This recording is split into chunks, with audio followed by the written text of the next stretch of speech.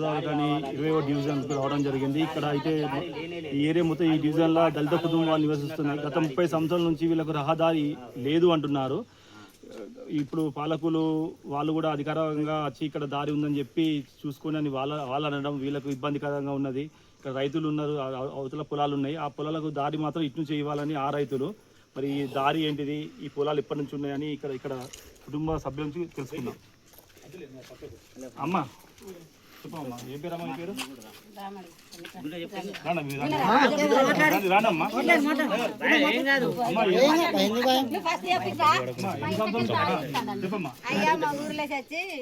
సంవత్సరాలే 30 సంవత్సరాల నుంచి ఇదే ఇబ్బందులు మాకు. అప్పుడే సింగరేణి ఇచ్చినప్పుడు మరి మేము వచ్చి గుడిచెలు వేసుకుని ఉన్నప్పుడు అప్పుడే ఇక్కడ దారి లేదు మీకు, మా పొలాలు ఇవి అంటే మాకు అప్పుడు మేము సింగరేణి చెప్పుకుంది. మాకు సింగరేణి ఏమన్నా తాగితే అటు పోదు. మేము మా ఊర్లో వేసొచ్చినాక మేము 10 సంవత్సరాలు ఉన్నాక అప్పుడు మాకు ఏ గొడవలు రాలే. ఎన్ని సంవత్సరాల నుంచి ఉంటున్నాం ఇక్కడ? ఇక్కడ మేము 30 సంవత్సరాలు ఉండబట్టి. 30 సంవత్సరాల నుంచి మీకు అప్పుడుందా ఈ దారి?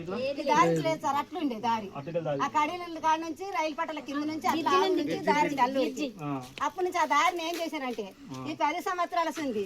10 సంవత్సరాలు మా జోలికి ఇక 15 సంవత్సరాలు 20 సంవత్సరాలు 20 సంవత్సరాలు మా ఇంట పడ్డారు. నీళ్లు రానిచ్చలేదు, కట్టలేసిన పొలాలకు. అట్లా కూడా మా బురదలో మేమే ఇబ్బంది పడి ఉంటున్నాం. మేము ఇబ్బంది పడి ఉంటే ఇప్పుడు ఏం చేస్తానంటే ఈ ఇళ్ళ మధ్యలోకి వెళ్ళి చిన్న కాలువ ఏంటంటే నీళ్లు పోవటానికి ఇది ఇంటి నుంచి ఇంటి ముందు పోయే నీళ్ళు ఆన నీళ్ళు ఆన నుంచి తవ్వుతామని ప్రతి నెల 2 నెలలు మా ఇంటి వాళ్ళు ఒళ్ళు పెడతాను సార్. కార్బోర్డ్తో మేము కలిసినప్పుడే మాట్లాడినాం. ఆయన అన్నాడు కదా ఈయన డైనింగ్ హాల్ వేస్తా అది కాలువ కట్టిందంటే ఆయన మీకు లొల్లికి వచ్చిండు. లొల్లికి వస్తే రాజిరెడ్డి వచ్చిండు, అల్లు రాజిరెడ్డి. ఇట్లా పడద్దంటే ఆయన రాజిరెడ్డి మా కన్సర్ లొల్లి పెట్టుకుని నేను వేపిస్తా కాలువ అన్నాడు. ఆ కడింటి చచ్చిపోయింది కానీ ఆమె చేసి అక్కడ అడ్డు తిరిగి మాకు కాలువ వేపారు. ఫస్ట్ మా కార్పొరేట్ గెలిచినప్పుడే మాకు కాలువ కట్టిస్తాను వచ్చిండు తాళరాజయ్య. అప్పుడు ఆయన కట్టేయకుంటే ఇప్పుడు మేము ఇప్పుడు 15 సంవత్సరాలు 20 సంవత్సరాలు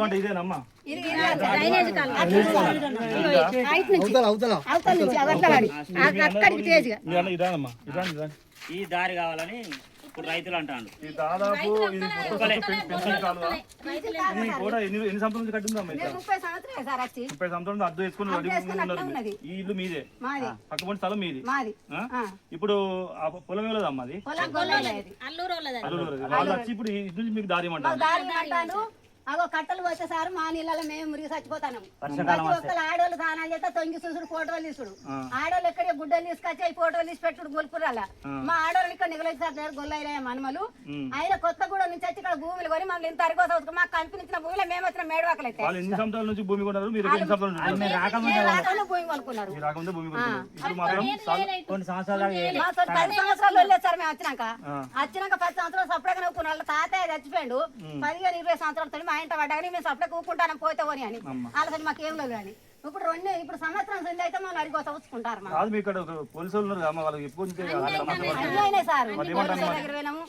వాళ్ళు వస్తారు, వీళ్ళు పోతారు, పైసలు పెడతారు, తడుపుతారు, అన్ని చేస్తారు. వాళ్ళ దాలు ఉంటారు, మా దాలు మేము ఉంటాను. ఇప్పుడు 2 నెలల నుంచి మా ఇంట పడి రోజులు వచ్చి 10 లక్షలు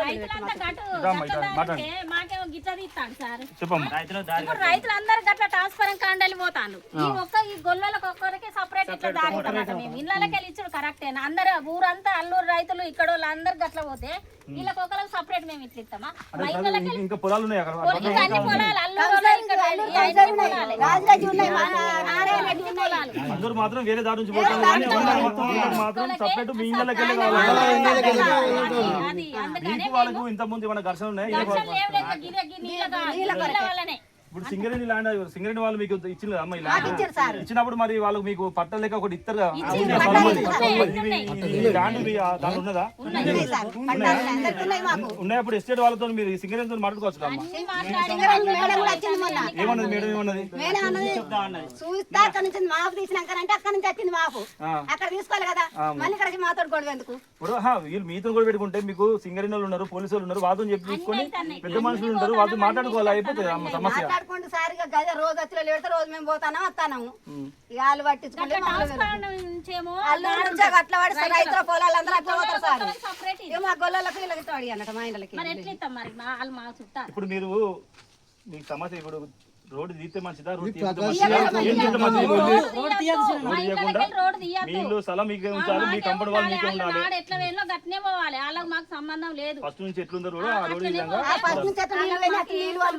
వాళ్ళు కట్టలేదు కాదు వాళ్ళు కట్టలేసుకుని ఇప్పుడు ఊకున్నాం కదా ఇప్పుడు ఊకుండేది లేదు నాడట నీళ్ళు ఇప్పుడు కూడా అట్లా ఇడిచిపెట్టాం ఇప్పుడు మీరు అధికారులు లేకపోతే అధికారులు ఏమంటారమ్మా అధికారులు పట్టించుకోలేరు మమ్మల్ని ఎవరు సింగరేణులు కానీ పోలీసులు కానీ కానీ సపడక మా ఇండ్లు ఇడిచి పెడతాం మా ఇండ్లు కొని పాయమని కంటే మాకు ఏమైనా చూపిస్తాం ఎన్ని కుటుంబాలు ఉన్నాయి ఇక్కడ మీ 5 కుటుంబాలు 5 కుటుంబాలు ఇల్లు మొత్తం విడిచిపెట్టి వెళ్ళిపోతాం వాళ్ళ పొలాలకు వాళ్ళు దారి తీసుకోమను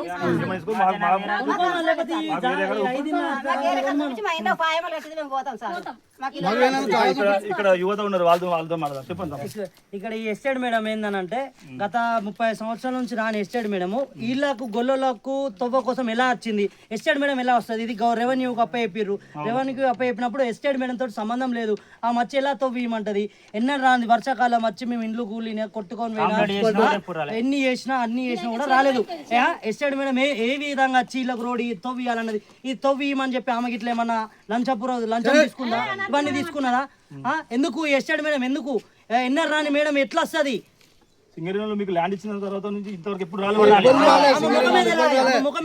మున్సిపల్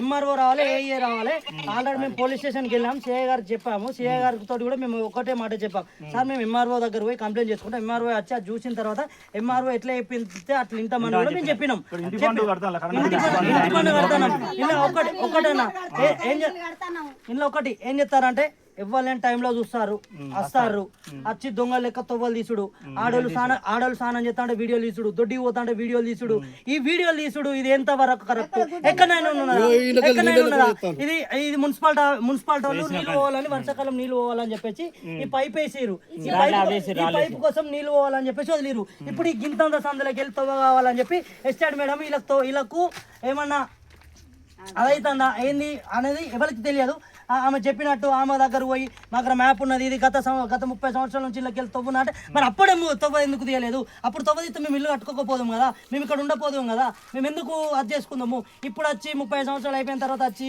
మేము అలా తవ్వు ఉన్నది ఇవ్వాలంటే ఆయన ఒక్కరికి పొలం ఇవ్వాలట కింద ఉన్న వాళ్ళకి ఎవరికి ఇయ్యరట సరే మేము తవ్విస్తాం తవ్వియాలంటలేం మేము ఎట్లయితే తవ్వియాలనుకుంటున్నామో ఈ నుంచి అక్కడ దాకా రోడ్ వేయమనురి బావు దాకా రోడ్ వేయమనురు రోడ్ ఎత్తే మాకు అండర్ గ్రౌండ్ డ్రైనేజ్ అవుతుంది అందులోకి ఆ రోడ్లకి వెళ్ళి కాలువ నీళ్లు పోతాయి మిగతా రైతులు పోతారు ఈ అనేక ఇబ్బందులు ఉన్నాయి ఏముండయి ఈ ఇబ్బంది వలన వీళ్ళ వలన ఇబ్బంది వలన మేము ఎట్లా వెళ్ళిపోమన్నా వెళ్ళిపోతాం ఇది మన ఇదే అధికారుల దృష్టికి తీసుకెళ్లాలని మేము సెలవు తీసి కోరుకుంటున్నాం.